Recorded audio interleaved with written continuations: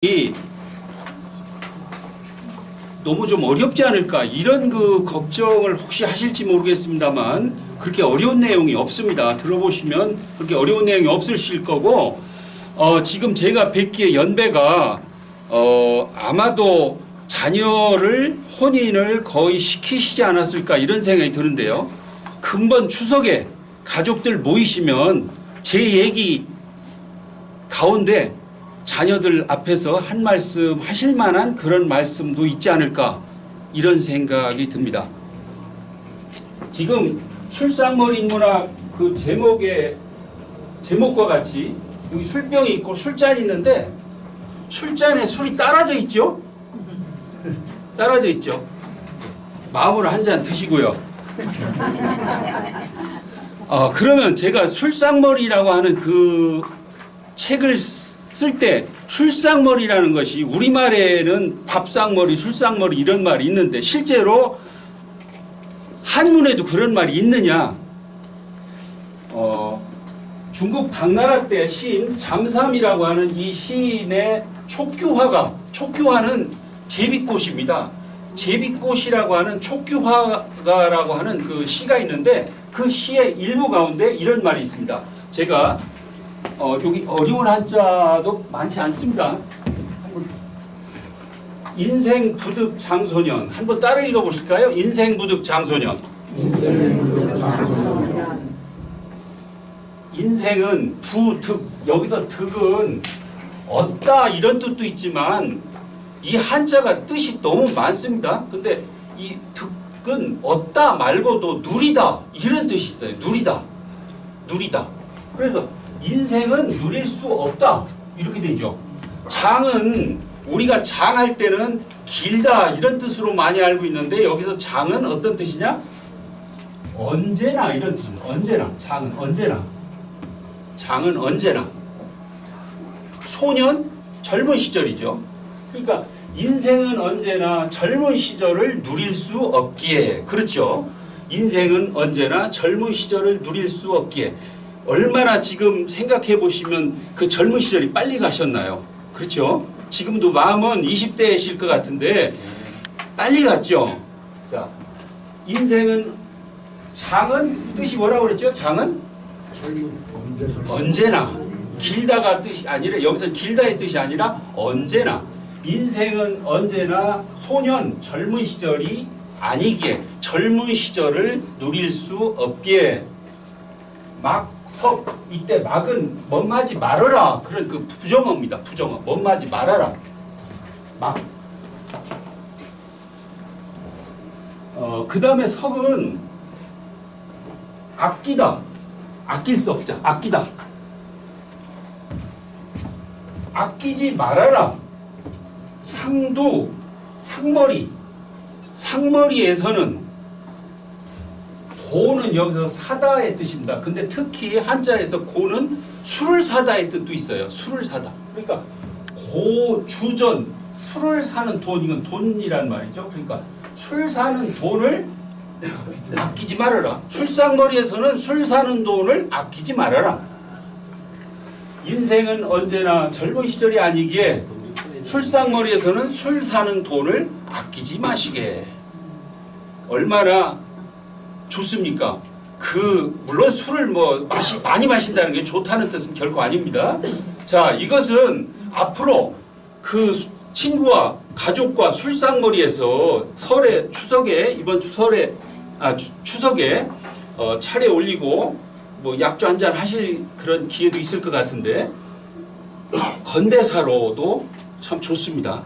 우리가 건배사가 요즘 개나발 이런 것들이 너무 좀 개나발 개인과 나라의 발전 위하여 또 당나기 위해서 당신과 나의 존귀한 만남을 위해 이렇게 그런 것들이 너무 좀 식상한 면이 있어요.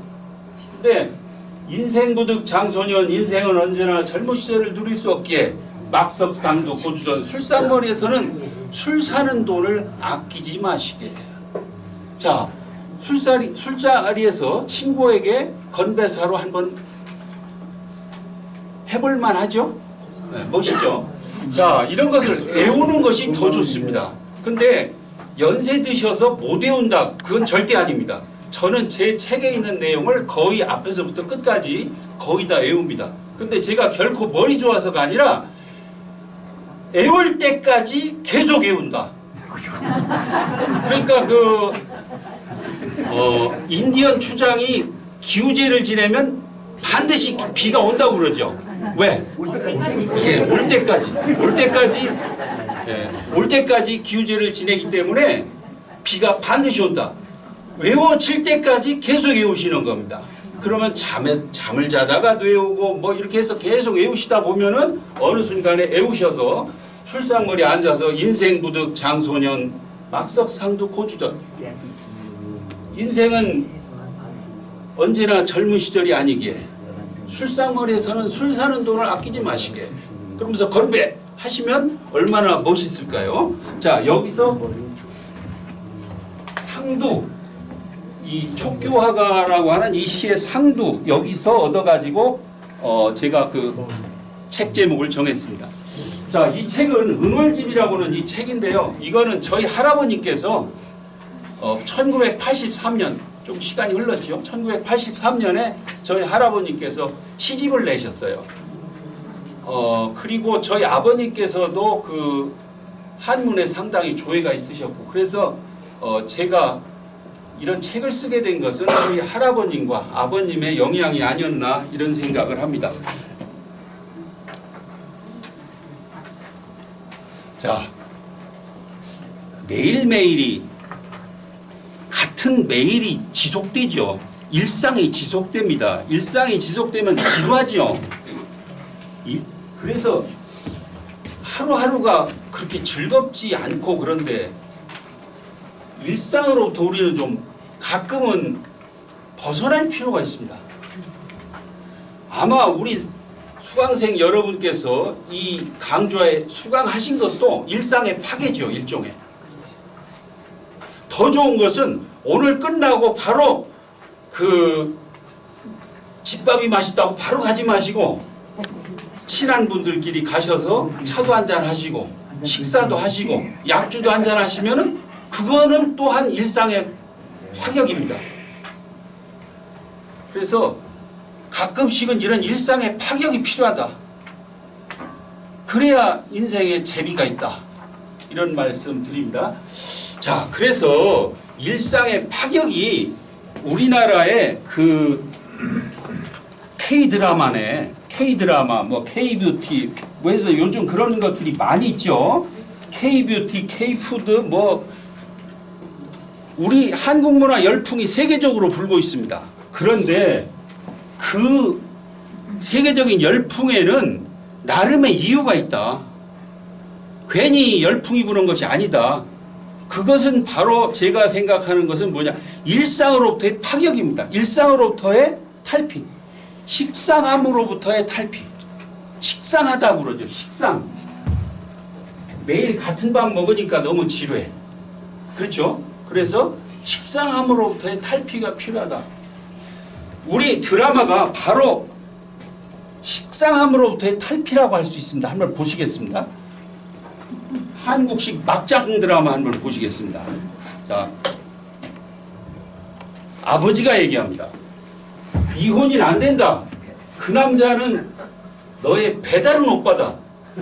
자, 이게 우리나라 드라마의 아주 기본 공식이죠. 자, 아버지가 딸에게 그렇게 얘기했습니다. 이혼이 안 된다. 그 남자는 너의 배다른 오빠다. 그러면 그 말을 듣고 어머니가 뭐라고 얘기했을까요? 우리 선생님 뭐라고 얘기했을까요? 이건 일상으로부터의 파격이 필요합니다.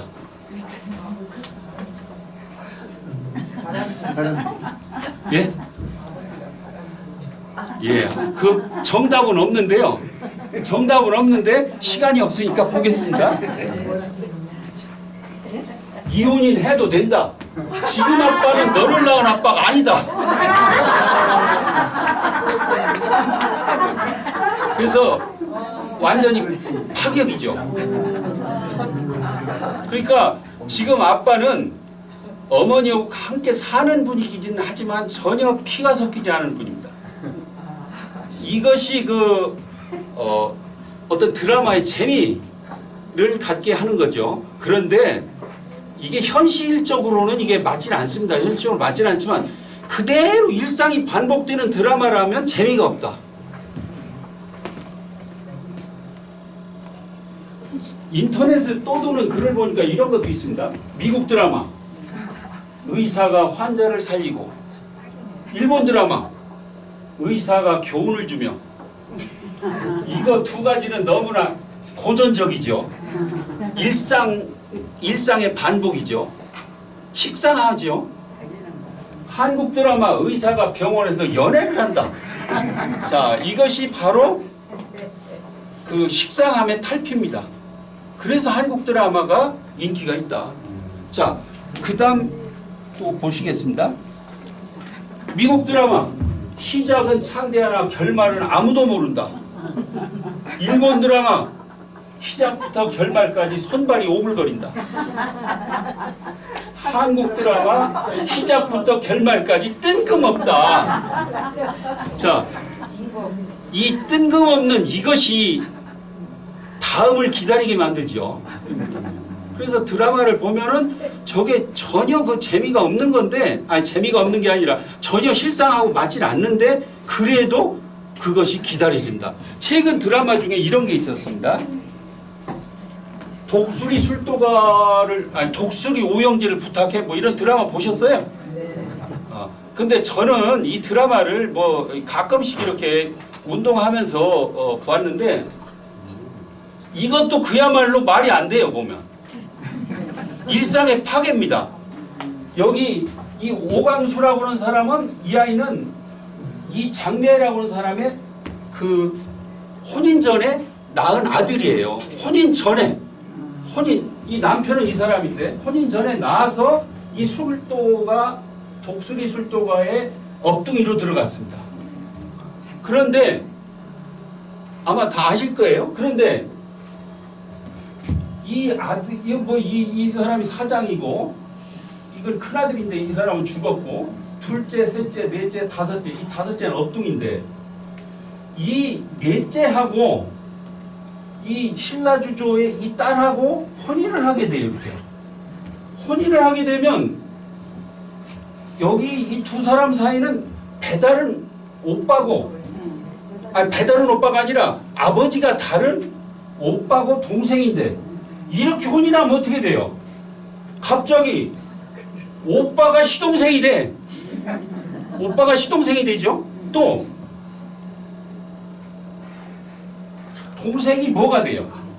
형수가 되는 거예요. 갑자기 형수가 돼. 이런 것이 바로 일상의 파괴죠. 또 하나, 이 LX 호텔의 그 이 사장하고 두 사람이 혼인하게 됩니다. 혼인하는데 이 사람은 이 사람의 형수예요. 형수인데 이 집 딸하고 또 결혼하게 돼. 이렇게. 그러면 뭐가 돼요? 형수가 갑자기 뭐가 돼?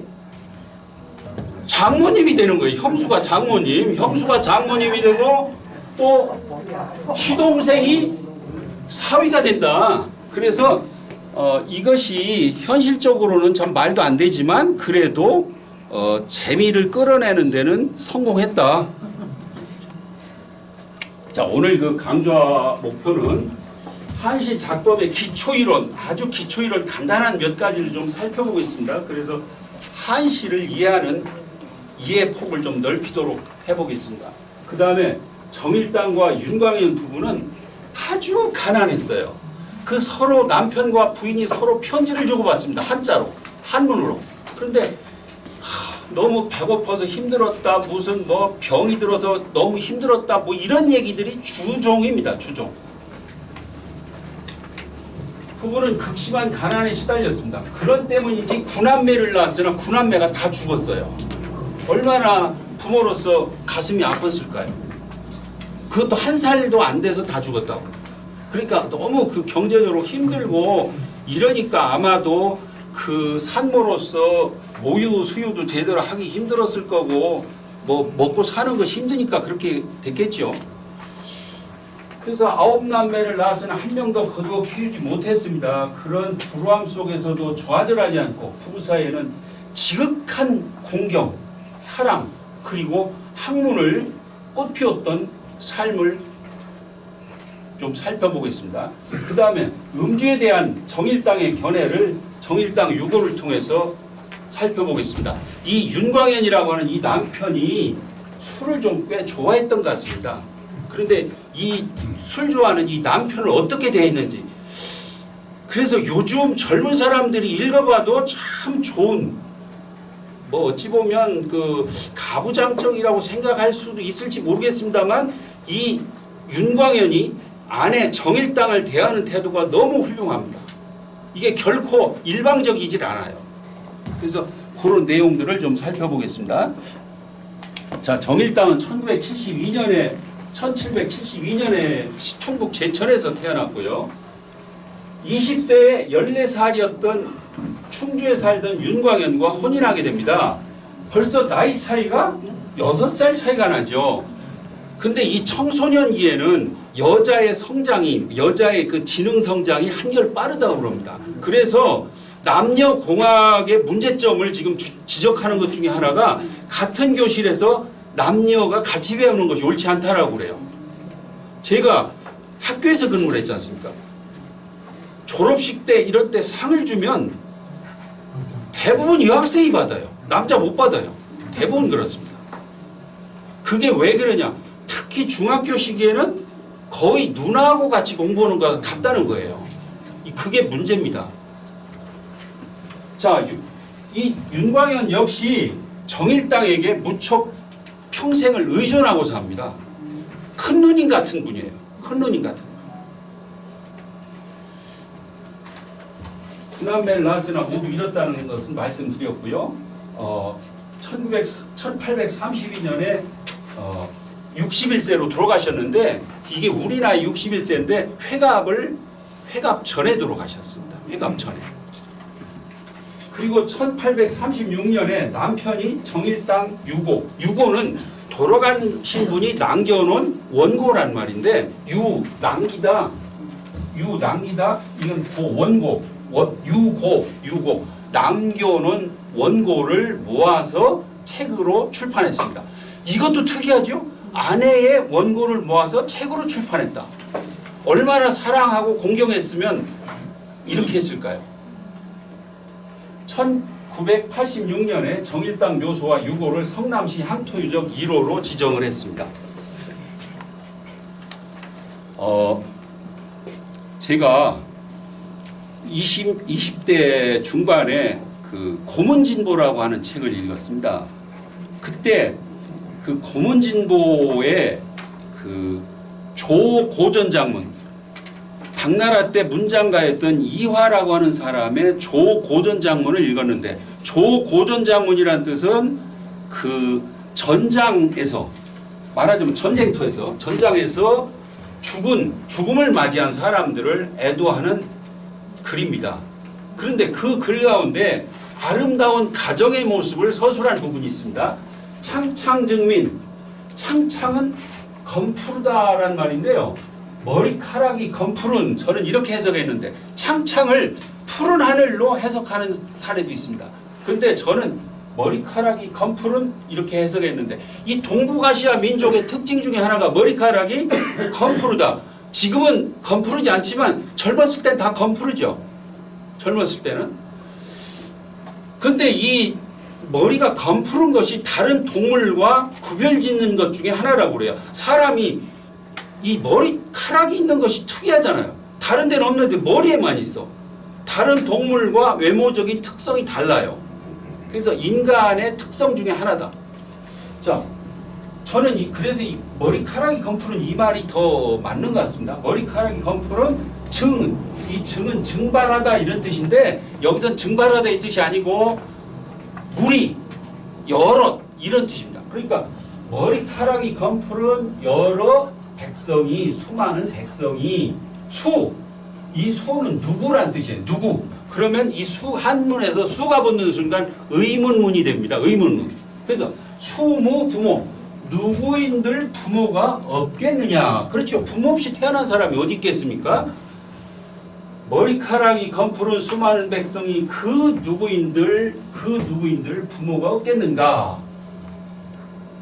없으리요. 제휴는 요즘도 쓰는 말입니다. 제휴는 부모가 자녀의 손을 잡아 이끌어준다. 제휴. 그렇죠. 어릴 때 손을 잡아 이끌어주죠. 부모는 자녀의 손을 잡아 이끌어주고 봉은 안아주다. 안아주다. 키울 때 손을 잡아 이끌어주고 안아주고 또 부는 업다. 업어서 키웁니다. 모든 자녀는 다 그렇게 키우죠. 손 잡아서 이끌어주고 안아주고 업어 키우며 외기불수, 외는 걱정하다 이런 말이고요. 기는 그 자녀입니다. 이거 대명사예요. 대명사. 그 자녀가 불수 이 수는 목숨이란 뜻도 있지만 목숨을 누리다, 생명을 누리다 이런 뜻이에요. 여기서는. 그러니까 천수를 누리지 못할까 걱정하느니라. 모든 부모가 그렇죠. 자녀가 천수를 누리지 못할까 걱정합니다. 그 다음 스무 형제.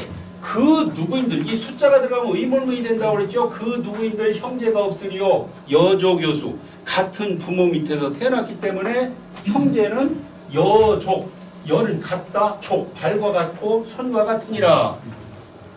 그래서 같은 부모 밑에서 태어난 그 자녀들에게 너희는 같은 부모 밑에서 태어났기 때문에 너희 사이좋게 지내야 된다. 이런 것을 강조하는 말로 자녀 앞에서 이렇게 덕담 한마디 해주셔도 좋은 얘기입니다. 그 다음 수무부부. 여기선 무가 없다의 뜻이 아니라 아니다. 원래 무가 아니다의 뜻도 있어요. 그래서 누구인들 부부가 아니리요. 누구인들 부부가 아니리요. 여빈여우. 부부는 여빈. 여기 빈은 손님이죠. 손님과 같고 친구와 같으니라. 제가 이 글을 읽으면서 야, 이런 글이 있구나. 이 부부 사이가 어떠해야 되는지 이거를 그때 이제 읽었습니다. 그러면서 그때 이런 생각을 했어요. 어떤 부부가 과연 여빈여우처럼 이렇게 하면서 살았을까? 이런 상경여빈으로 바꿔도 돼요. 예? 상경여빈으로. 상경여빈은 그 공경하기를 손님처럼 했다는 얘기인데 그게 이제 그 수학에도 나오고 그렇습니다. 네. 상경여빈. 예. 부부를 그렇게. 예. 그런데 여빈여우 손님과 같고 친구와 같다. 이 말은 이런 거죠. 부부는 친구처럼 매우 친밀한 사이예요. 매우 친밀한 사이예요. 모든 얘기를 다 서로 나눌 수 있는 그런 사이고 친밀한 사이죠. 그렇지만 손님처럼 예절과 격식을 지켜야 된다는 거예요. 손님은 예절과 격식을 지켜야 돼요. 손님에 대해서는. 그러니까 남편도 마찬가지로 부인도 마찬가지로 이건 남편에게 일방적으로 하는 뜻이 아니라 남녀 마찬가지예요. 손님처럼 예절과 격식을 지키고 근데 이 부부간의 예절과 격식을 잘 안 지키죠. 예, 저도 그렇습니다. 자, 그런데 이 손님처럼 예절과 격식을 지키고 또 각자의 영역이 있는데 각자의 영역을 존중해줘야 된다. 이런 뜻입니다. 그래서 여빈여우 부부는 손님과 같고 친구와 같으니라. 그래서 이런 모델이 어디 있을까 이렇게 생각하던 차에 제가 성남문화원이 임해역 그쪽에 그 농업기술센터가 있었습니다. 그 2층에 그 문화원이 있었는데 지금으로부터 한 25년 전에 제가 그 문화원에 갔었어요. 문화원에 가가지고 여러 가지 그 문화원에서 좋은 책들이 나오니까 그 책을 얻으러 갔었는데 거기서 얻었던 책 중에 하나가 정일당 유고였습니다. 근데 그 책을 읽어보니까 야, 이 두 분이야말로 정일당과 윤광현이야말로 이 두 분이야말로 여빈여우처럼 사셨던 분들이라는 것을 제가 알게 됐습니다. 이 글씨에는 그 사람의 인품이 나타난다고 그래요. 자, 이 강정일당께서 그 붓글씨를 잘 쓰셨는데요. 생전에 그 서첩이 있었다고 그래요. 서첩이 있었는데 그 서첩이 어떤 이유인지 분실됐습니다. 안타깝게도. 자, 그런데 이 정일당이라고 하는 이 정일, 그 다음 당, 얼마나 글씨가 좋습니까? 아마 여기 아까도 보니까 여기 지나오다 보니까 붓글씨 배우는 분들도 있는 것 같은데, 이 붓글씨는 그 사람의 인품이 거기에 들어가 있다는 거예요. 자, 어떤 성격이셨을까요? 이분은 정일당 한번 좀 추측, 한번 뭐 정답은 없으니까 한번 뭐 편하게 좀 말씀 좀 한번 글씨만 보고 어떤 느낌 드세요? 정일당. 예, 단정하다. 또 힘이 있게 느끼죠. 힘이 있다. 예, 단정하고 힘 있다. 자, 이분의 성격이 성품이 그대로 드러난 글씨가 아닌가 이런 생각 드는데요. 이 정일당 6호에 이분의 그 친필이 남아 있습니다. 요게 그대로 거기에 있는 그 정일당 6호에 있는 것을 제가 가지고 왔는데요. 그런데 그 해동 역대 명가필보라고 하는 책이 있는데, 그거는 그 우리나라의 아주 그 명필의 그 글씨를 다 탁본해 놓은 책인데, 그 책에 보니까 이 정일당 이 글씨가 있어요. 그런데 그 옆에 이런 내용이 있습니다. 그래서 이런 내용을 있는데 그 내용을 제가 그냥 이렇게 정리해 봤습니다. 그 원고에도 있죠? 원고에도 있죠? 자, 어떤 내용이 잠깐 조금 살펴보겠습니다. 우규원, 규원은 규수란 말과 같습니다. 규수. 보통 규수란 말 하죠. 어느 집 규수냐 뭐 이렇게 할 때 규수. 우규원, 오른쪽에 그 규수는 정일당 강씨다. 정일당 강씨인데 관은 본관이죠. 본관은 진주다. 그리고 재수녀, 재수라고 하는 사람의 딸이다. 그러니까 강재수죠. 강재수라고 하는 사람의 딸이다. 그리고 윤광연의 아내다. 영묘시인. 영묘는 이게 영조를 영묘라고 부르는 겁니다. 영조 때 사람이다. 그런데 사실은 이 정일당은 영조 때 태어나시긴 했지만 정조, 순조 때까지 사셨습니다. 그 다음에 성품은, 자, 이 말씀 드리려고 지금 하는 건데, 성품은 어땠냐? 정정단일했다. 정정단일했다. 정은 뭐냐면 바르다, 곧다, 올곧다. 이분의 성격이 그대로 이제 여기 표현된 것 같습니다. 아주 성격이 올곧고, 정은 고요하다, 조용하다. 그래서 이 성격이 아주 침착한 성격이셨던 것 같아요. 그 다음에 단일, 이 일은 여기서 일은 하나란 뜻이 아니라 한결같이, 이런 뜻입니다. 한결같이 단정했다. 그래서 정정단일이란 말에서 정일당이라고는 말이 나오지 그 호를 짓지 않았나 이런 생각이 듭니다. 자, 그 다음에 이 글은 제 망실은 작고한 아내를 망실이라고 합니다. 작고한 아내, 세상을 떠난 아내. 유인은 그 벼슬하지 않은 남편의 아내를 부르는 하나의 그 존칭이죠. 그래서 뭐 충문에 보면 현비유인 뭐 이런 말 들으셨을 겁니다. 그러니까 돌아가신 아내, 그러니까 작고한 아내 유인 강씨를 제사 지내는 글입니다. 이건 윤광현이 남편이 직접 쓴 글인데요. 상당히 길어요. 그 길기 때문에 뭐 오늘 여기서 끝까지 그것만 얘기해도 다 못할 것 같은데, 그 가운데 이제 그 일부를 가지고 왔습니다. 우선 먼저 우리말 해석 보면, 이 때문에 부부 사이는 엄정하여 존경하는 스승과 같았다. 이 남편이 한 말이에요. 어느 날 제사를 지내느냐, 이 정일당이 회갑을 맞지 못하고 돌아가셨다고 했죠. 회갑날 아마 집에 그 상청을 모셨을 겁니다. 거기서 아마도 그 제사를 지냈던 것 같아요. 그러면서 그 구구절절이 아내가 죽은 거에 대해서 먼저 작고한 거에 대해서 슬픈 마음을 거기에 썼는데, 보면은 지금 읽어봐도 눈물이 나올 정도입니다. 오 통제라 하면서 당신이 어떻게 나를 버리고 먼저 가느냐 하면서 그 글이 전체적으로 보면 너무 슬퍼요. 슬픈데 이 앞에 어떤 얘기가 있냐면 이런 얘기가 있습니다. 자기 아내는 정일당은 남편 윤광현이 뭔가 하나라도 잘한 일 있으면 그렇게 아내가 좋아했다는 거예요. 잘한 일 있으면 그렇게 좋아하고 더 잘하라고 격려하고, 뭔가 자기가 잘못한 일 있으면은 그렇게 마음 아파하고 바르게 잘하시라고 이렇게 말하자면 타일렀다는 겁니다. 그래서 소위는 뭐뭐 때문에 그런 관계 때문에, 소위는 때문에로 해석하시면 됩니다.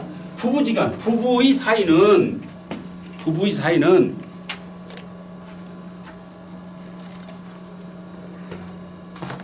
여기서 지가 한문을 공부할 때 이런 지 이런 것 때문에 좀 힘든 면이 있는데, 지는 여기서 뭐뭐 하는 뭐뭐의 이런 뜻입니다. 부부의 사이는 엄약존사, 엄정하여, 여기 같았다, 엄정하여 같았다, 존사, 존경하는 스승 같았다. 그러니까 6살, 애초에 나이가 6살 그 부인이 많았다고 그랬죠. 그러니까 큰 누님 같으면서 또 한편으로는 존경하는 스승 같았다는 거예요. 그래서 여빈 여우 정도가 아니라 여기는 여사, 여우 이게 더 맞는 것 같아요. 스승과 같고 친구와 같았다. 이 부부 사이가 그런 사이였다. 이건 남편이 지은 그 제문에 나오는 얘기고요. 그 다음에 유인, 정일당, 강씨, 내문, 이 내는 이게 애도하다, 내자가 애도하다의 뜻입니다. 유인, 정일당, 강씨를 애도하는 글은 강원애라고 하는 사람이 썼는데, 여기에 나오는 이 말은 남편의 말을 그대로 적은 거예요. 남편이 뭐라고 했냐? 천탈아량우, 하늘이 나에게서 양우, 좋은 친구, 훌륭한 친구를 탈취하다, 이런 말이죠. 빼앗아갔다. 이거 해석 다 어렵지 않죠? 예. 하늘이 나에게서 훌륭한 벗을 친구를 빼앗아갔다. 이금이후는 지금 이후 이런 말입니다. 지금 이후, 이금 이후. 나는 부는 다시. 유의, 무언가를 하는 일이 있지 않을 것이다. 그러니까 내가 그 아내한테 그렇게 의존하고 아내가 이것저것 다 그 살펴주고 그랬는데, 그 아내가 먼저 잡고 했기 때문에 다시는 무언가를 성취하기 위해서 도모함이 있지 않을 것이다, 이런 말입니다. 그 다음에 의는 이게 종결사라고 그러는데, 종결사, 이거는 뭔말하리라, 여기서는 이런 뜻입니다. 뭔말이라. 그래서 이 정일당 남편 그 윤광현이 얼마나 그 아내에게 의존했는지, 또 아내는 윤광현에게 얼마나 훌륭한 스승과 같고 큰 누님 같은 존재였는지 알 수 있죠. 이게 돌아가신 다음에 다 쓴 글입니다. 이거는 강원애라고 하는 사람이 쓴 거고, 이건 남편이 직접 쓴 글이고요. 그 다음에 기간 동우공척, 그 기간에 요것은 남편이 쓴 그 제문에 나오는 글입니다. 그 기간에 동우 함께, 우는 걱정하다라는 말입니다. 함께 걱정하고, 이 동이나 공이나 다 함께란 말입니다. 함께 척도 걱정하다, 근심하다, 이런 말이에요. 그래서 그 기간에 함께 근심하고 함께 걱정하며, 식빈은 이게 그 사전에도 나오는 말입니다. 식빈은 끼니를 잊기 어려울 정도로 가난했던 것을 식빈이라고 부릅니다. 식빈. 그 전에는 식빈이 아마 우리 여기 앉아 계신 선생님 여러분께서도 60년대 초까지도 우리나라가 그 먹고 살기 힘들었다, 이런 말씀 하시는 분들이 많았어요. 그런 걸 아마 경험하신 분도 계실 것 같습니다. 그동안 함께 근심하고 함께 걱정하며 끈이를 잊기 어려울 정도로 가난했고 식빈했고, 공은 이게 공격하다, 이런 말이죠. 고는 고난을 공격하다, 그러니까 고난과 싸워야 했던, 여기서 지는 뭐뭐 했던 일, 끼니를 잊기 어려울 정도로 가난했고 식빈, 공고, 그 고난과 싸워야 했던 원망했던 일을 추억하니 뒤돌아보고 생각하니 추억하고 생각하니. 근데 여기서 지가 여기에 문제입니다. 지는 뭐냐면 여기서는 대명사입니다. 지. 그럼 뭐냐? 이 지는 바로 앞에 이 내용이에요. 이 내용. 함께 걱정하고 함께 끼니를 잊기 어려울 정도로 가난해, 함께 근심하고 함께 걱정하며 끼니를 잊기 어려울 정도로 가난했던 그것을 생각하니 무일비 통곡처야 하나라도 통곡하지 않을 곳이 없다. 그 아내와 그렇게 어렵게 살았던 것을 생각하니까 그 하나하나가 다 눈물을 흘리고 너무 슬프단 말이에요. 얼마나 그 아내에 대한 그 사랑이 절절한지 느끼시죠? 느껴지시나요? 네. 자, 그 다음에 또 윤광현이 그 제문에 나오는 글입니다. 단념 오 실인지망. 이거 다 해석은 뒤에 있습니다. 단념 오 실인지망. 단은 단지, 염 생각하다. 오 나의 실인. 이 부인을 뭐라고 그래요? 우리말로 실인을 집사람 이렇게 얘기해줘. 집사람이란 말은 실인, 한자로 실인입니다. 실인을 집사람이라고 그럽니다. 집사람이라는 말 많이 쓰죠? 네. 실인. 내 아내의, 여기서 이건 의입니다. 지는 의. 내 아내의 사망을 생각하니 오유소의. 내가 소의. 의는 의심하다. 의심하는 바. 소는 이제 멋마는 바. 의심하는 것, 의심하는 바. 이렇게 해석되죠. 내가 의심하는 것이 있을 때, 의심나는 것이 있을 때, 누가, 이때 수는 앞에서도 한번 나왔었는데 수는 누구? 그래서 의문문이라고 했죠. 수가 들어가면 누가 이 기는, 이런 것이 좀 한문 해석할 때 좀 힘든 건데, 이 기는 뭐냐면 대명사가 아니고 여기서 기는 그 과연, 장차 이런 뜻입니다. 이런 것이 좀 해석하기 어렵죠. 누가 과연 장차 그것을 석은 풀다, 석방하다 이런 뜻도 있고, 누가 과연 그것을 풀어주겠는가. 여기서 지는 내 의심나는 것, 그거 대명사죠. 대명사.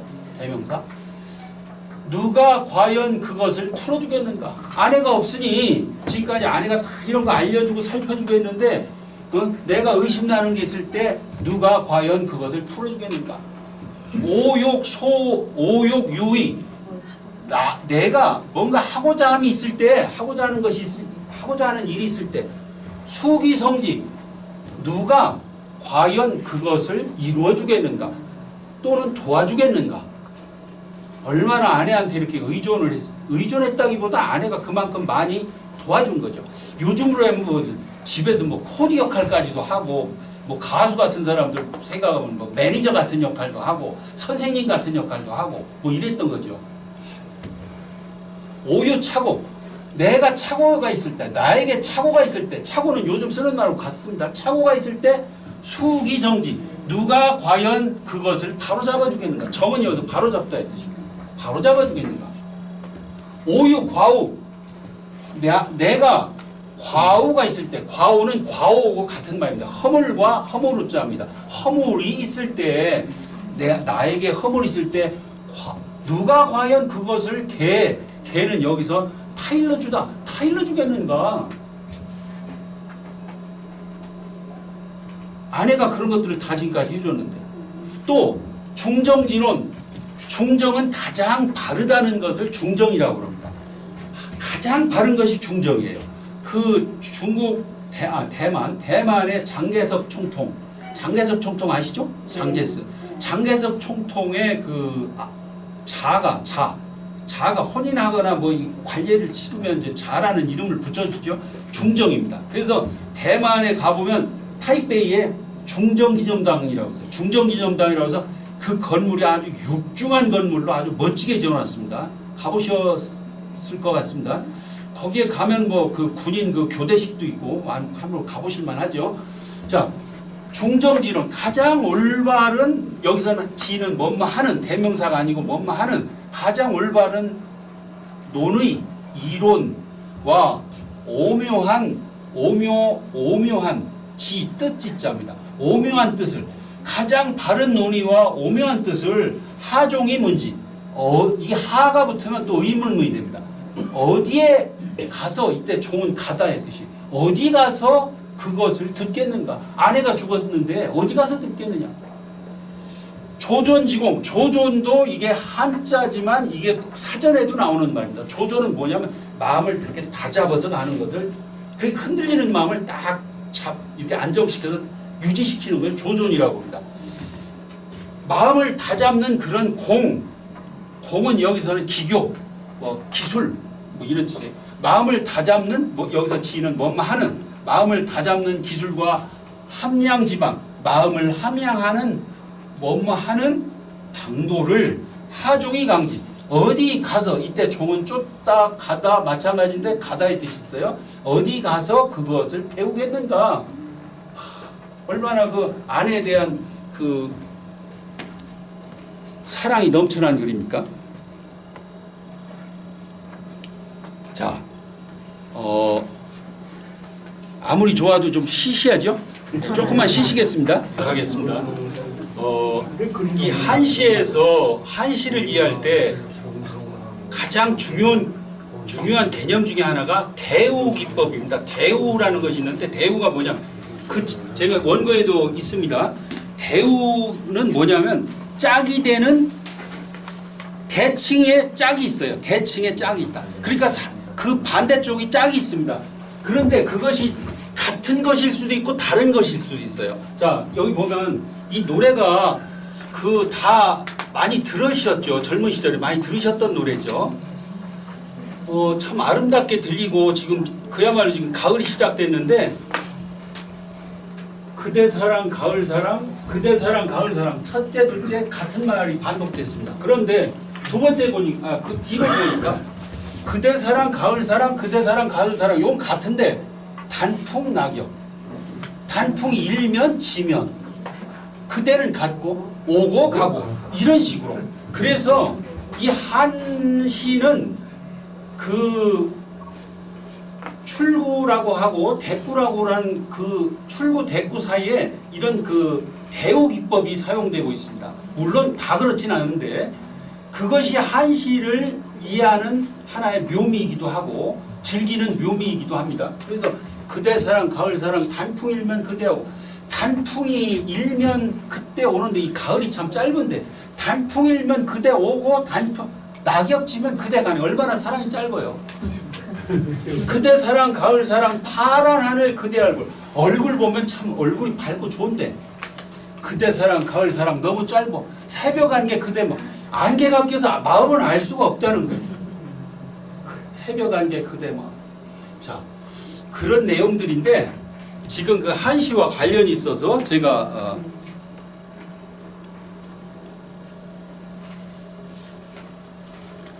소개해드렸습니다. 자, 한시를 이해할 때 이 이론은 상당히 많은데 이 복잡한 이론을 다 뭐 알 필요도 없고요. 가장 기본적인 거 두세 가지만 말씀드리겠습니다. 그 한자는 모든 한자가 사성 발음을 합니다. 모든 한자는 다 사성 속에 들어가 있어요. 어떤 것은 평성이고 어떤 것은 상성이고 어떤 것은 거성이고 어떤 것은 입성인데 요즘은 이렇게 평성, 상성, 거성, 입성 이런 말을 안 쓰고 중국어에서는 일성, 이성, 삼성, 사성 이렇게 씁니다. 그리고 실언시 7글자로 되어 있는 시를 쓸 때는 원칙들이 있어요. 그리고 물론 변칙이 있습니다. 예외 규정이 있어요. 근데 이거를 중국 사람들은 그냥 어릴 때부터 자기 모국어로 배웠기 때문에 이거는 평성이다. 이건 상성이다. 그걸 자기들은 그냥 습관적으로 알아. 그런데 우리 선조 여러분께서는 한시를 지을 때 이걸 그런 감각이 없잖아요. 그러니까 자전을 찾아서 하는 수밖에 없다. 그래서 첫 글자는 평성. 자, 평성을 제외한 상성, 거성, 입성은 그냥 이거 참고로 알아두십시오. 이거 뭐 그렇게 지금 중요한 내용은 아닌데 측성이라고 하는데 평성 글자가 2개 오고 그 다음 측성 글자가 오고 평성이 2개가 오고 측성이 오고 이걸 일일이 닭을 맞춰야 돼요. 그래야 그게 올바른 한시입니다. 얼마나 어려워요. 그러니까 한문을 많이 한다고 해서 한시 짓는 건 아닙니다. 자, 이것은 일종의 뭐냐면 리듬과 한시는 리듬과 가락이 있다는 거예요. 리듬과 가락. 약간은 노래와 같은 겁니다. 그래서 EBS 세계 테마기행에 보면 김성곤 교수가 거기서 보면은 뭐 노래하듯이 이렇게 그 한시를 하는 걸 보실 수 있습니다. 자, 그래서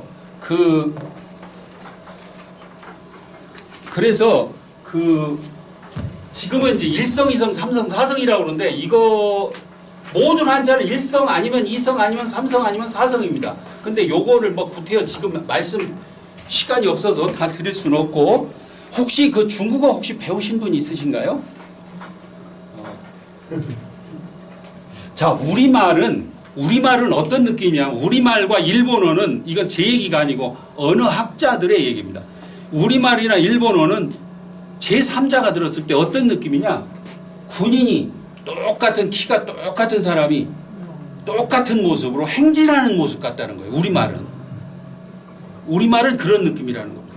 그런데 아마 중국 여행도 많이 가보셨겠지만 중국 사람들 얘기할 때 보면 아주 시끄럽고 막 그렇죠.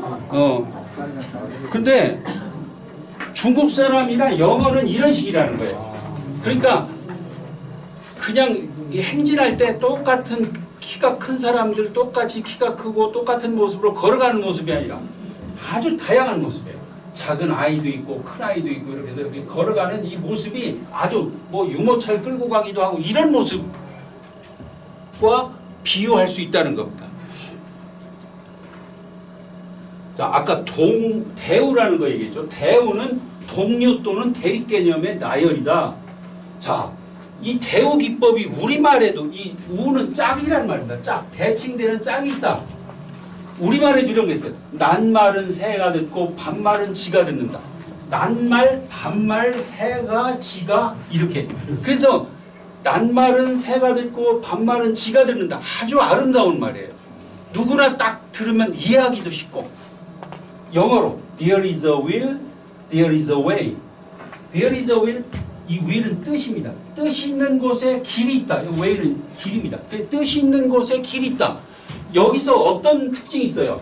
There is a will, there is a way. 똑같은 글자가 반복되죠. 그러면서 will, way에서 W도 같습니다. 그러면 외국인이 들었을 때 There is a will, there is a way. 이 말은 아주 아름다운 말로 들린다는 거예요.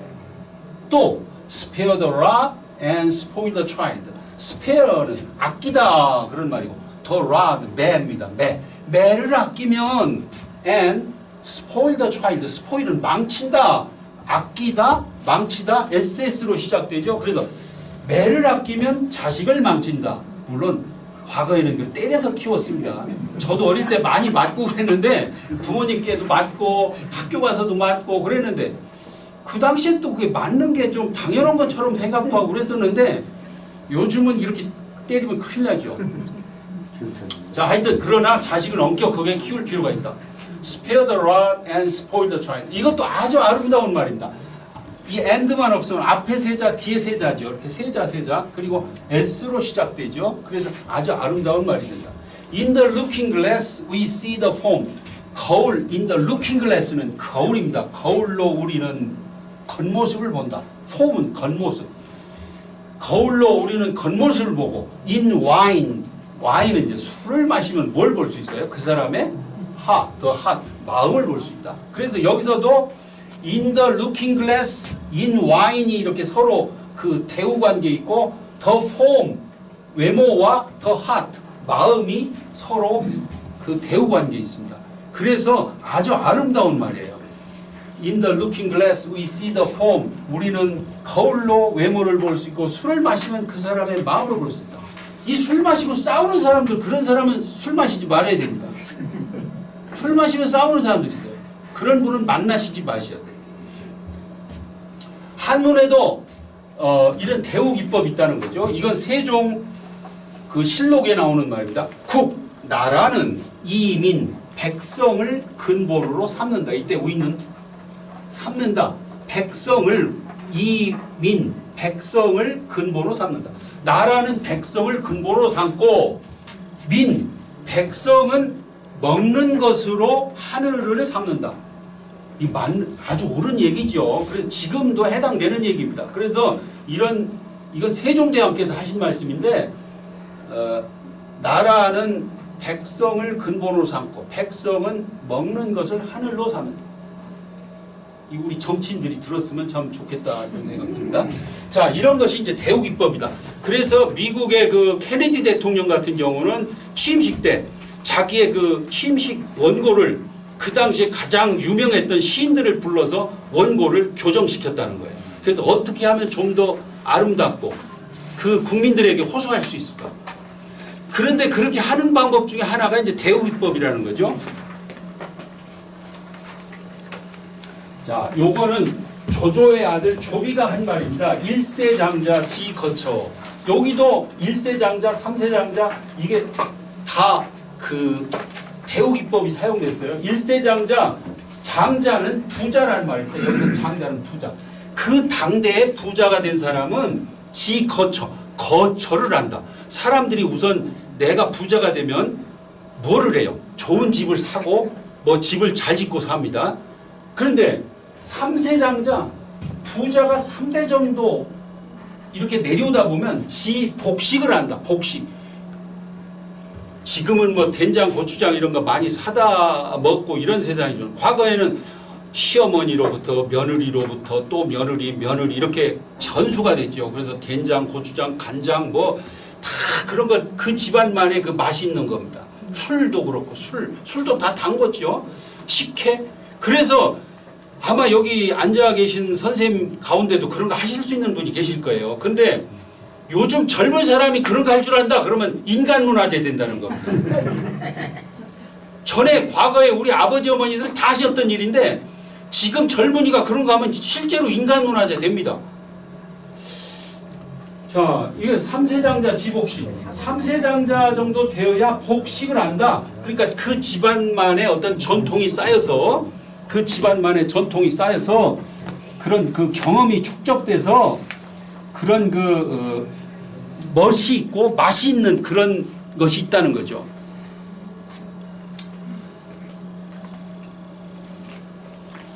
자, 또 여기서 한문에서는 위에 구를 출구라고 그러고요. 밑에 구를 대구라고 그러는데 출구와 대구의 조화입니다. 한시는 출구와 대구의 조화다. 출구를 우리말로는 안짝이라고도 하고요. 요 대구는 바깥짝 이렇게도 얘기합니다. 안짝, 바깥짝. 좀 여기에는 그 뜻을 써놓지는 않은데 뭐 금방 해석하시면 알아들으실 겁니다. 요 시는 저희 할아버님 그 책에 있는 그 시를 제가 가지고 왔습니다. 만가, 만은 가득 차다, 가는 서가, 책꽂이죠, 책꽂이. 만가, 가득 찬 서가. 책꽂이에 책이 가득 차 있어요. 만가, 호서, 좋은 책. 책꽂이에 가득 찬 좋은 책은, 호서, 좋은 책은 난진독, 지는 다 읽기 어렵다. 그렇죠. 집에 어느 집이나 가보면 책이 많이 있어요. 책꽂이에. 그런데 그 가득 찬 서가의 좋은 책들은 다 읽기 어렵지만 영준, 가득 찬 술통, 여기도 가득 차다라는 뜻입니다. 준, 술통. 가득 찬 술통의 미주는 뭘까요? 맛있는 술. 아름다운 술이 아닙니다. 맛있는 술. 맛있는 술은 이수경, 모름지기 기울이기가 쉽다. 맛있는 술, 그거 비우는 건 일도 아니죠. 뭐 책 읽는 것보다는 한결 쉽습니다. 저희 아들이 그 직장에서 누가 주었다고 더덕주를 이렇게 큰 데다 담아서 가지고 왔어요. 그래서 이제 저는 이제 퇴근하고 한 잔씩 마시고 그렇게 하다 보니까 이제 다 마셔서 그걸 또 또 소주를 갖다 또 넣고 이렇게 했습니다. 그런데 저희 아들이 그래요. 아버지 왜 저거 안 드세요? 그래서 야 벌써 다 한 걸 가시고 오는 거다. 그런데 그거 뭐 비우는 거 일도 아닙니다. 술 좋아하시는 분. 자, 이 글은 결국은 술 많이 마시라는 뜻일까요? 가득 찬 서가의 좋은 책들은 다 읽기 어렵지만 가득 찬 술통에 맛있는 술은 모름지기, 기울이기 쉽다. 이 경은 기울이다. 결국은 이제 공부하는 것이 그만큼 어려우니까 공부 열심히 해야 된다. 그런 뜻으로 하신 말씀 같아요. 자, 그 다음 여기 보겠습니다. 저희 할아버님도 이게 집안 내력인지 술을 좋아하셔가지고 술에 관한 얘기들이 많아요. 기궁대석, 기는 이제 바둑기자입니다. 기궁하면 뭘까요? 바둑친구죠. 바둑친구와 대석, 석은 자리죠. 자리를 마주하니, 바둑친구와 자리를 마주하니, 흔은 기쁘다. 이건 조금 생소한 글자죠. 흔, 기쁘다. 국은 이게 바둑판입니다. 바둑판을 여는 것이 기쁘다. 그러니까 바둑 두는 일이 기쁘고, 바둑친구와 자리를 마주하니 바둑 두는 일이 기쁘고, 술친구와 봉시는 이겁니다. 때 맞춰 만나니. 이 술친구인데 그 좋은 친구여야 돼요. 이게 싫은 사람하고 마시면 안 좋아요. 좋은 사람하고 만나야죠. 자, 그래서 술친구와 때 맞춰 만나니. 때 맞춰 만났다는 건 계절도 좋고 서늘한 계절에 또 마침 안주도 있고 술도 넉넉하고. 자, 그런 그 때 맞춰 만나니. 공은 두렵다. 갈은 고갈되다. 호는 병입니다. 그러니까 병이 고갈될까봐 두렵다. 이게 친구하고 마시는데 이 술이 다 끝나면은 이제 더 마실 수가 없으니까, 특히 과거에는 집에서 술을 담그기 때문에 요즘은 술을 얼마든지 살 수 있습니다. 우리나라는 참 좋은 나라예요. 술을 얼마든지 살 수 있습니다. 돈이 없어서 그런지 뭐 술 사는 건 뭐 일도 아니에요. 제가 미국 가보니까 미국은 술 마시고 싶으면 미리 낮에 한 사람 오면 저녁에 술 파는 데가 없어요. 살 수가 없습니다. 그게 우리나라하고 달라요. 우리나라 한밤중에 나가도 얼마든지 살 수 있어요. 그러니까 우리나라가 좋은 나라죠. 자, 여기서도 완벽한 대우 관계입니다. 가득 찬 서가, 가득 찬 술통, 좋은 책, 맛있는 술, 어렵다, 쉽다, 뭐 읽다, 기울이다, 바둑친구, 술친구, 자리를 함께하다, 때 맞춰 만나다, 기쁘다, 두렵다, 뭐 이런 것이 다 대우 기법이 사용됐죠.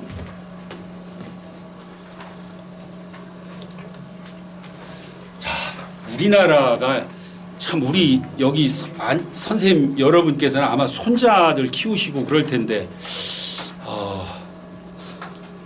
그 안타깝죠. 어린아이들이 지금 학원 가야 되고 뭐 태권도 학원도 가야 되고 뭐 아이들이 더 바빠요. 보니까 아이들이 더 바빠. 근데 그런 사교육 열풍이 언제부터 시작됐느냐? 그 기원은 꽤 오래됐습니다. 자, 여기에 있는 삼경, 사서, 강경, 이런 책, 강경초지, 과문규식, 동국장원책, 동국장원집, 이런 책 제목을 혹시 들어보신 적이 있는지 모르겠습니다. 이게 어떤 책인지 한번 보겠습니다. 우리는 삼경사서라고 하고 사서삼경이라는 말이 좀 익숙하죠? 네. 경서 요약집입니다. 또 강경초집도 경서 요약집이고요. 그 다음 과문규식은 뭐냐? 과거시험 작성법입니다. 과거시험 작성법. 동국장원책 기출문제 모범 답안집입니다. 동국장원집 마찬가지로 기출문제 모범 답안집입니다. 이미 조선시대부터 이런 사교육 열풍이 있었어요. 그래서 이런 참고서가 매매가 됐었습니다. 그리고 그 당시에 그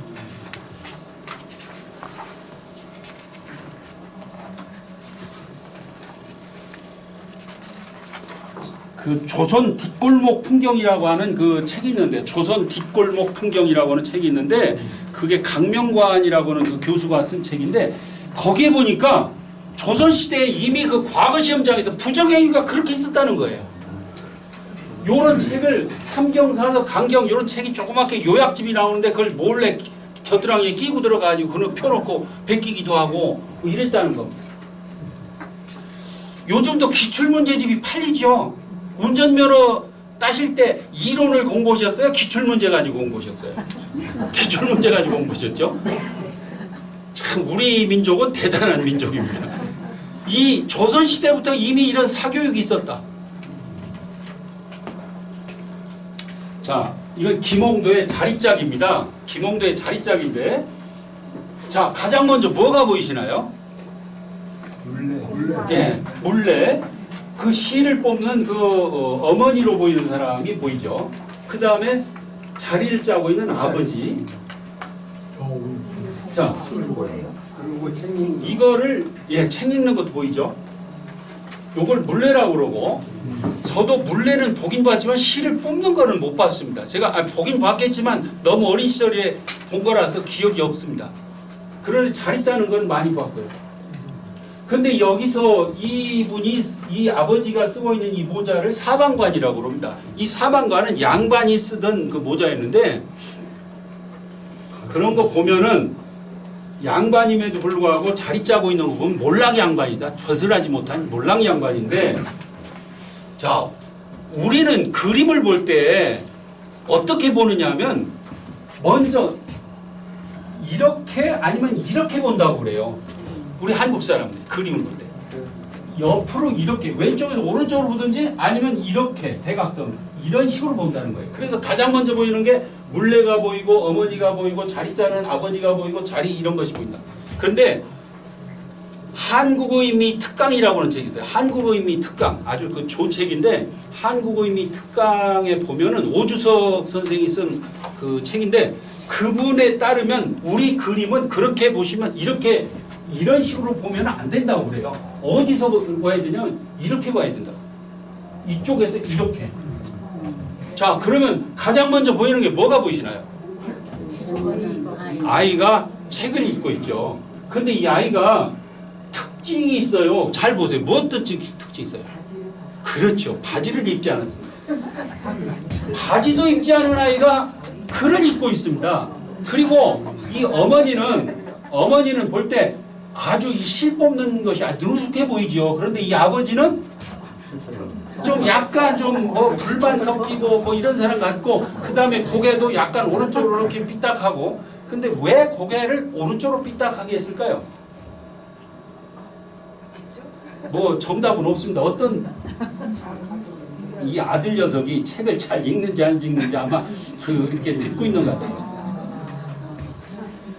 자, 우리나라는 이 아주 오랜 역사입니다. 그래서 자식 교육 잘 시키려고 하는 그런 그 열망이 대단한 민족입니다.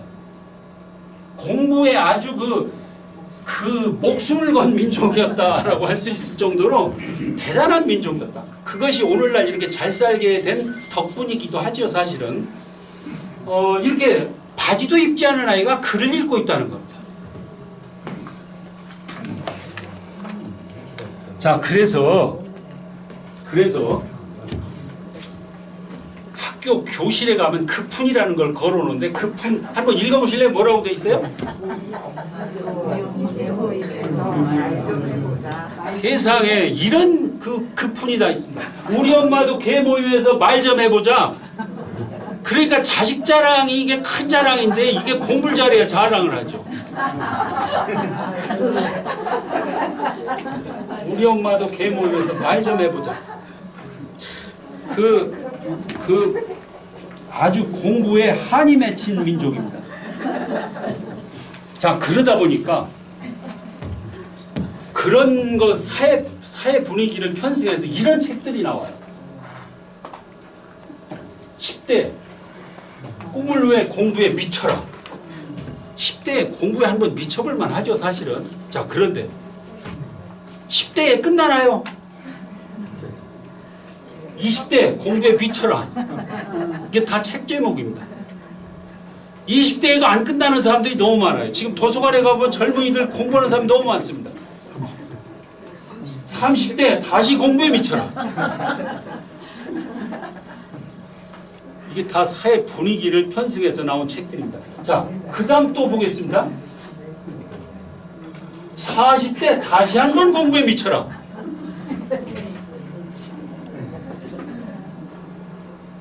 하나 더 있을 것 같죠? 이제 결정판입니다. 결정판 보십시오. 자, 어떤 내용일까요? 공부하다 죽어라.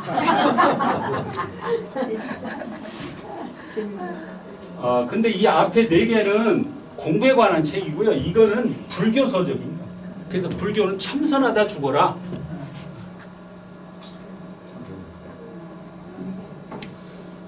자, 그 다음에 호모 헌드레드란 말 들어보셨어요? 호모 헌드레드. 호모 헌드레드.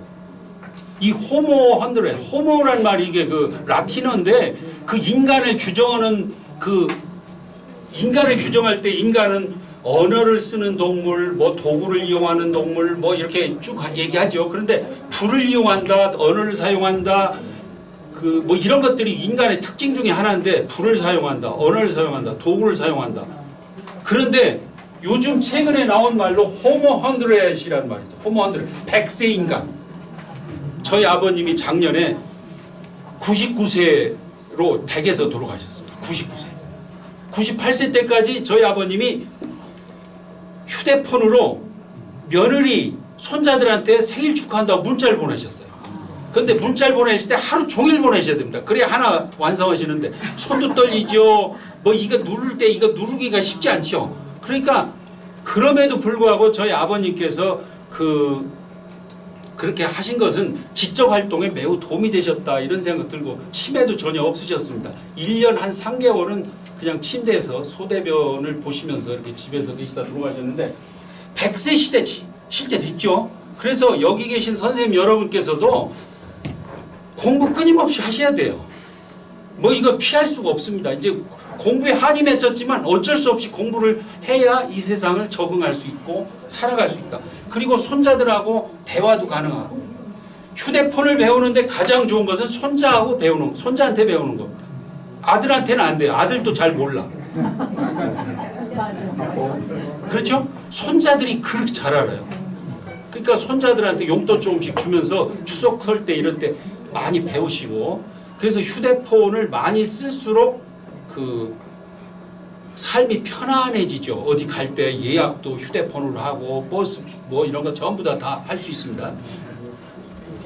거기에 이 100세 인간 세상으로 돌아오면서 호모 아카데미쿠스라는 말이 나왔습니다. 호모 아카데미쿠스는 우리말로 하는 혹시 들어보셨어요? 이게 KBS에서 그 다큐멘터리도 나왔었습니다. 호모 아카데미쿠스는 공부하는 인간. 그래서 지금은 이제 과학기술의 발달로 시대가 너무 빨리 변하기 때문에 공부하지 않으면 살 수가 없는 세상 됐다. 그래서 우리 선생님 여러분께서도 이런 성남아 아카데미에 잘 수강하시고 계신 것으로 저는 생각됩니다. 자, 그때 KBS에서 나왔던 다큐멘터리를 책으로 만든 건데 공부하는 인간 여기 보니까 이런 말이 있어요. 요람에서 무덤까지 공부하는 인간 호모 아카데미쿠스. 우리는 왜 죽도록 공부하는가? 어떻게 공부해야 하는가? 이제 공부에 관한 책입니다. 자, 좋은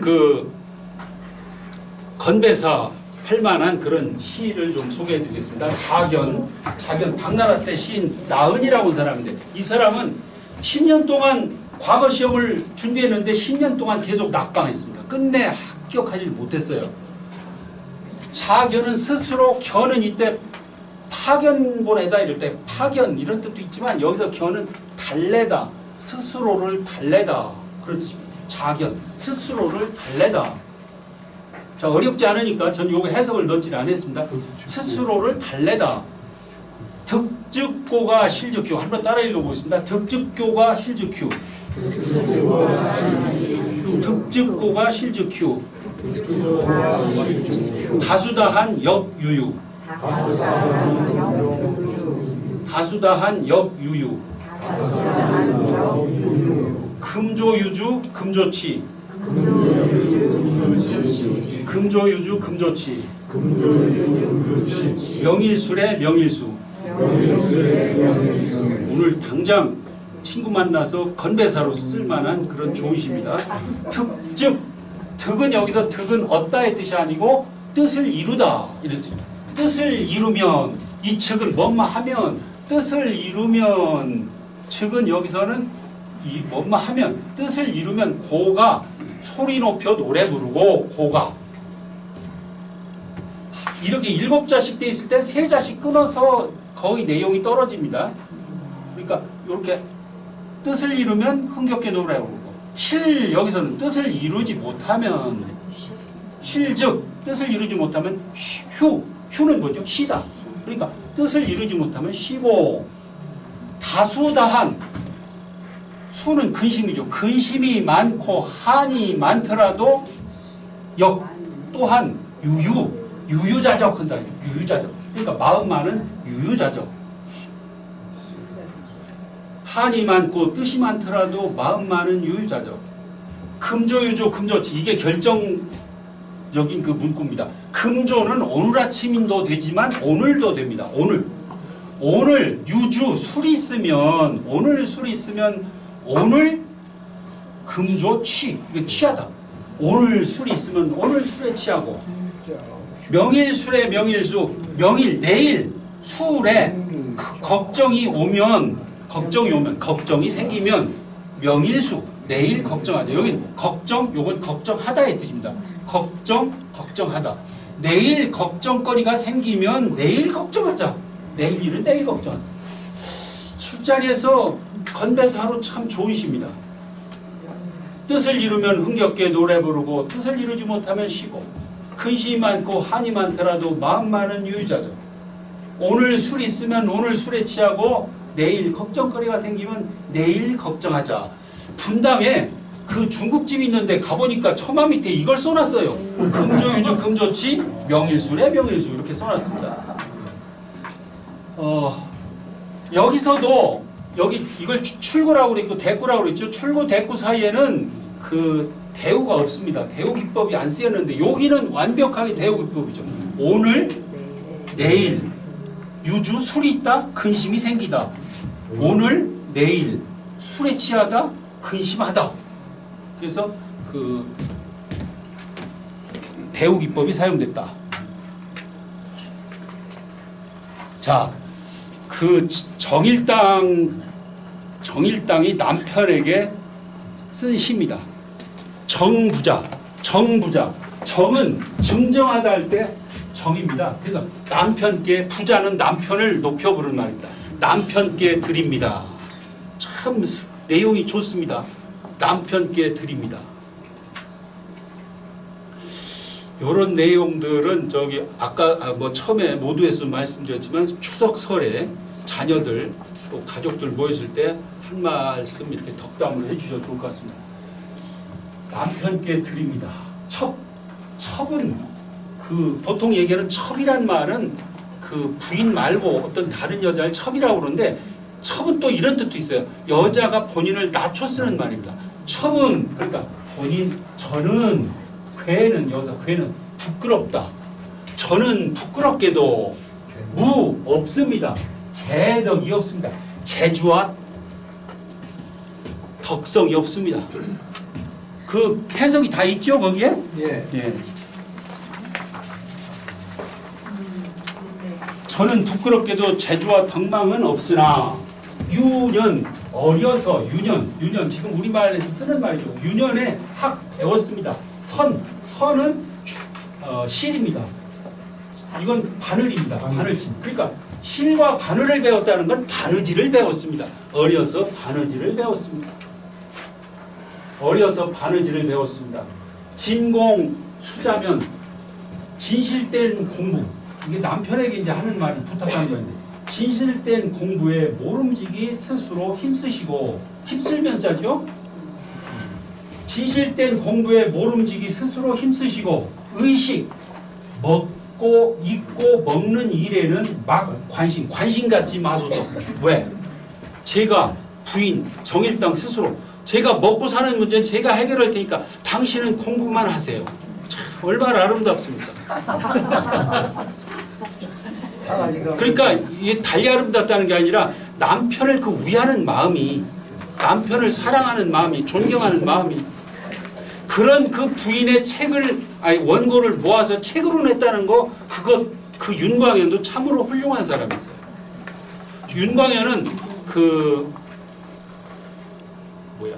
서당 선생님이었어요. 이 그 과거 시험에 합격을 못했고, 자 그런데 이 정일당은 이 한문에 상당히 능했습니다. 처음부터 능한 것이 아니라 이분이 그 시집 오기 전에도 이제 한문에 대한 소양이 좀 있었던 것 같은데, 시집 와서 남편 공부시키면서, 남편을 선생님 소개시켜주고 이러면서 공부시키면서 자기가 어깨너머로 배우고 시작하면서 이 정일당의 시어머니가 아주 훌륭했던 분이에요. 시어머니가 한시를 썼어요. 그런데 시어머니와 며느리 사이에 이 한시를 서로 주고받습니다. 그러면서 그 시어머니가 며느리를 그렇게 이뻐했다고 그래요. 자, 이 내용도 참으로 좋습니다. 자, 물론 여기엔 대우기법은 없습니다. 갱례, 손님이 찾아오다. 갱례. 원인, 먼데 사는 사람이, 원인, 먼데 사는 사람이. 모부자, 이 모는 사모하다 이런 말이에요. 부자는 뭐라고 그랬죠? 남편을 높여 부르는 말. 먼데 사는 사람이 남편을 사모하여 운자 북관내. 자는 여기서 스스로 이런 뜻이 아니라 뭐뭐로부터의 뜻입니다. 북관으로부터 왔다고 말하네. 북관으로부터 왔다고 말하네. 북관이 어디냐면 한경도입니다. 그 윤광현과 정일당이 서울에 사셨는데 한경도에서 왔으니까 얼마나 멀리서 오셨어요. 옛날에 뭐 걸어서 오고 뭐 말 타고 오고 했겠지만, 먼데 사는 사람이 남편을 사모하여 북관으로부터 왔다고 말하네. 멀리서 손님이 찾아왔습니다. 가빈, 집이 가난하지만, 집이 가난하다요. 이때 갈의 뜻은 좀 어떤 뜻이냐면, 갈은 의문문, 이 갈이 들어가면 의문문이 돼가지고요, 좀 뜻이 길어요. 어찌 뭐뭐하지 않을 수 있으랴, 이런 뜻이에요. 어찌 뭐뭐하지 않을 수 있으랴. 집이 가난하지만 어찌 음식을 대접하지 않을 수 있으리요. 대접 안 할 수가 없다는 거예요. 멀리서 찾아왔는데. 그런데 이 정일당 그 가정은 참 어려웠다고 하잖아요. 경제적으로 어려운데 손님이 찾아왔어요. 오죽하면 뭐 옛말에 그 오뉴월 손님은 호랑이보다 무섭다 이런 말도 있고, 또 가는 손님 뒷꼭지가 이쁘다고 그랬어요. 그 먹고 살기 어려운 형편에 손님이 왔으니까 반갑지 않을 텐데, 그래도 이 정일당의 마음이 참 아름답죠. 집이 가난하다에 어찌 음식을 대접하지 않으리요. 오직 있다. 주300 술석잔만 있다네. 오직 술석잔만 있다. 이런 거 보면 정일당은 남편이 술 좋아하니까 술은 거의 그래도 없는 살림에 좀 담궈서 남편을 대접했던 것 같습니다. 그런데 남편이 술을 좋아했는데 이 부인이 그 편지글에서 이런 말을 해요.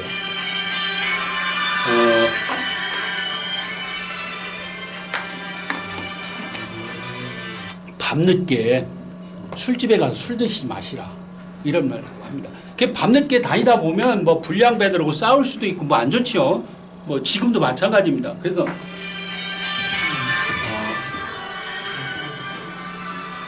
그 남편을 대우하는, 존경하는 마음을 읽을 수 있습니다. 자, 이건 편지글인데요.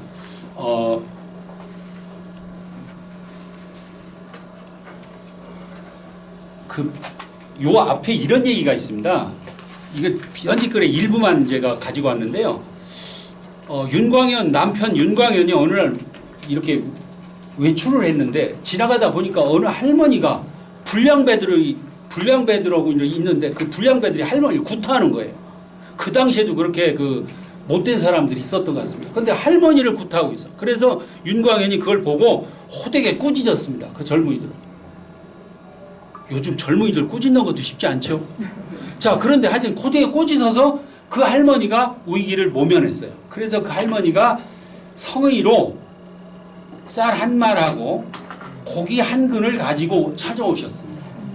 그 얘기예요.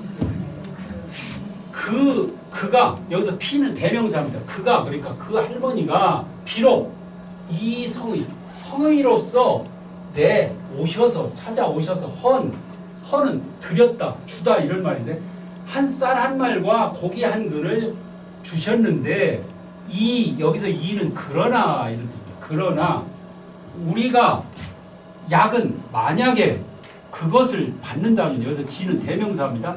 쌀 한 말과 고기 한 근.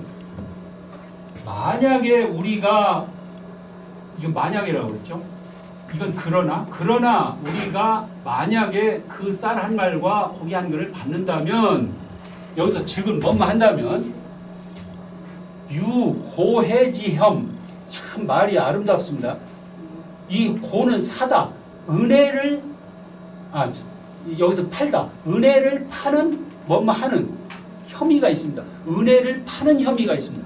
당연히 할 일 했는데 그거 할머니 거기 봉변 당하고 있는데 그거 모면하게 해드렸는데 그거는 꼭 해드려야 될 일인데 그거 해드렸다고 쌀 한 말 고기 한 근 가져오셨으니 그거 쌀 한 말 고기 한 근 받으려고 한 행동처럼 보일 수 있다는 거예요. 그래서 그 은혜를 파는 혐의가 있다. 은혜를 파는 의심이 있다.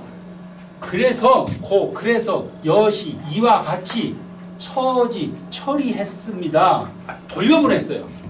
근데 그걸 남편에게 이제 상의하고 싶었는데 할머니가 고기 한 근하고 쌀 한 마리를 가져왔습니다. 이렇게 남편에게 얘기하고 싶었는데 마침 사랑방에 손님이 와 있었습니다. 그래서 남편을 불러내지 못했어요.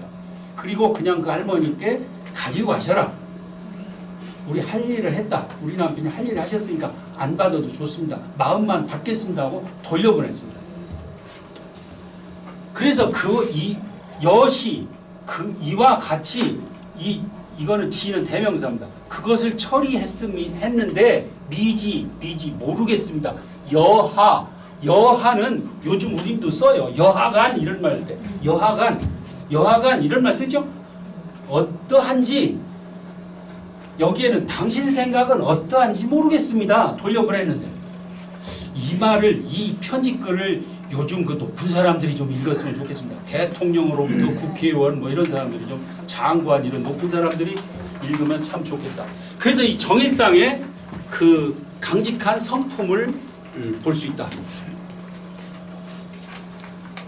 또 이제 정일당의 그 술에 대한 생각입니다. 이게 편지글입니다. 편지글. 역왈 이 주역에서 말했다. 왈은 말하다. 음식 마시고 먹는 것을 절제하라고 했다. 주역에서 음식 마시고 먹는 것을 절제하라 했는데 술은 이때 시는 이다의 뜻이에요. 술은 입니다. 뭐냐면 음식 가운데 대단 하나의 대단한 것입니다. 이 대단은 뭐냐면 하나의 큰 실마리입니다. 엉클어진 시를 풀 때 실마리를 찾아내는 것이 중요하죠. 자, 그래서 하나의 대단한 것입니다. 술이라는 것은 음식 가운데 하나의 대단한 것입니다. 매우 중요한 것입니다. 술은 좋차고 먹는 건데 술 마시고 싸우고 뭐 헛소리하고 욕하고 이러면 안 되겠죠. 술 마시면 그야말로 그 자리가 즐겁고 덕담을 나누고 또 특히 이제 술자리가 좋으려면 서로가 서로에게 좋은 얘기들 이런 거를 하면은 더더욱 이제 술자리가 좋을 겁니다. 자, 그래서 그런 것인데 원컨대 부자는 남편이라고 했죠. 남편께서는 마시는 것을 절제하셔서 그러니까 술을 절제하시고 절제하시고 그리고 여기서 이는 그리고입니다.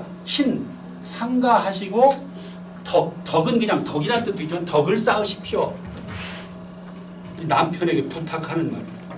남편이 술을 좋아했다고 그러죠.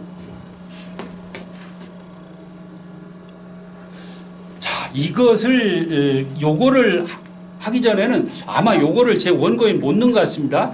우리 선생님 한 번 좀 읽어주시겠어요? 오늘 아침에 손님이 가셨는데 왜 만류하지 않으셨는지요? 보통 사람들에게도 그렇게 대접할 수 없는데 하물며 어진 분에게 그렇게 할 수 있겠습니까? 생각건대 틀림없이 제가 병중에 있기 때문에 수고를 끼칠까 염려하셨기 때문일 것입니다. 그러나 항아리에는 아직도 몇 대의 쌀이 있고 병세도 조금 나아지고 있습니다. 어찌 일개 부인의 수고를 걱정하여 당신의 가풍을 손상할 수 있겠습니까? 손님을 접대하는 예법은 조상을 모시는 일 다음으로 중요한 집안의 대사입니다. 절대로 소홀히 할 수 없습니다. 예, 이게 편지 내용 그 전문 그대로인데요. 손님이 찾아왔는데 진사 이원중이라는 사람이 찾아왔는데 아마 하루 저녁 잔 것 같아요. 하루 저녁 자고 근데 이 남편이 자기네 집도 먹고 살기 어려우니까 아마도 이 친구한테 그랬던 것 같습니다. 이제 오늘 가라. 아마 이렇게 얘기한 것 같아요. 근데 그거를 이 부인이 듣게 된 것 같습니다. 오늘 아침에 왜 그 만류하지 않았느냐. 하루 좀 더 있게 하시지. 그런 얘기인데 한가운데 마지막 손님을 접대하는 예법은 조상을 모시는 일 다음으로 중요한 집안의 대사입니다. 절대로 소홀히 할 수 없습니다. 정일당의 마음이 얼마나 아름답습니까?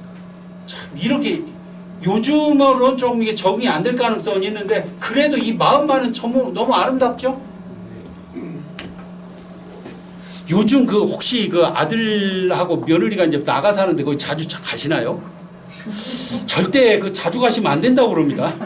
요즘 그 아버지, 시아버지, 시어머니가 언제 가시나 이렇게 생각할 가능성이 있다는 겁니다. 자, 그래서 접빈질에 손님을 접대하는 예법은 차어 봉선, 조상을 모시는 일의 다음입니다. 조상을 모시는 일 다음입니다. 조상 제사가 그만큼 중요한 거죠. 그리고 그 다음에 손님 모시는 것. 손님을 모시는 예절은 조상을 모시는 것의 다음으로 인가지 대사. 사람 사는 집안의 큰 대사입니다. 절대로 불가 소홀히 할 수 없습니다. 이는 여기서 기란 뜻이 아니에요. 사람 기가 기자죠. 근데 여기서 기자가 아니고요. 여기서 이는 마지막에 문장을 그 끝맺는 그 단정적으로 말을 할 때 끝에 붙이는 그 종결사입니다. 이런 것이 좀 한문 공부할 때 좀 어렵죠. 자, 거의 다 끝나갑니다. 요게 아마 마지막 같은데 얼마나 가난하게 살았는지 알 수 있죠. 불치, 금, 삼조의. 불치는 여기서 불을 떼다, 밥을 하다 이런 말. 불 떼서 밥 하는 거죠. 그러니까 불을 떼서 밥하지 못한 지가 오늘로 3일입니다.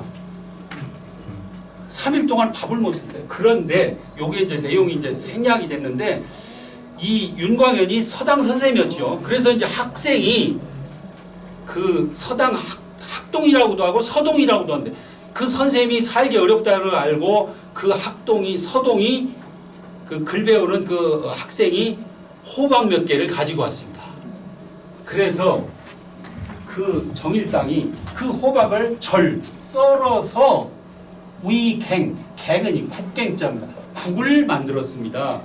국을 끓였습니다. 국갱자입니다. 국을 만들다. 국을 끓였습니다.